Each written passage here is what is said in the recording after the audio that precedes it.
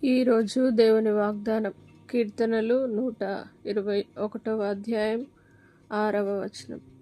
పగలు ఎండ దెబ్బ అయినను రాత్రి వెన్నెల దెబ్బ అయినను నీకు తగులదు. నా ప్రియ సహోదరి సహోదరులారా, దేవుడి రోజు మీతో వాగ్దానం చేస్తూ ఉన్నాడు. పగలు ఎండ దెబ్బ అయినను నీకు తగులదు, రాత్రి వెన్నెల దెబ్బ అయినను నీకు తగులదు. ఏ అపాయం రాకుండా యెహోవా నిన్ను కాపాడును అని దేవుని వాగ్దానం సెలవిస్తుంది. కాబట్టి దేవుని వాగ్దానాన్ని స్వీకరించండి.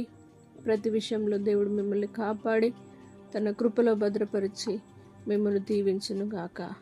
ప్రార్థన. పరిశుద్ధుడా, నమ్మదగిన దేవా, నీ వాక్కు వాగ్దానం సెలవిచ్చిన విధంగా పగలెండ దెబ్బ అయినను రాత్రి వెన్నెల దెబ్బ అయినను నీకు తగలదని వాగ్దానం చేసిన దేవా, ఇప్పుడే ప్రతి ఒక్కరితోనూ ఉండి వారి జీవితంలో అద్భుతంను జరిగించండి. పరిశుద్ధాత్మదేవ, నీ కాపుదల వారితో ఉంచండి.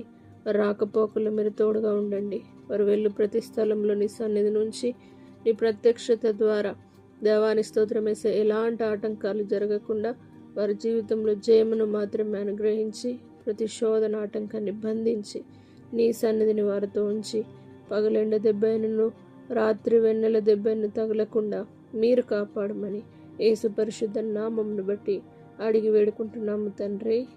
ఆమేన్. దేవుడు మిమ్మల్ని దీవించును గాక.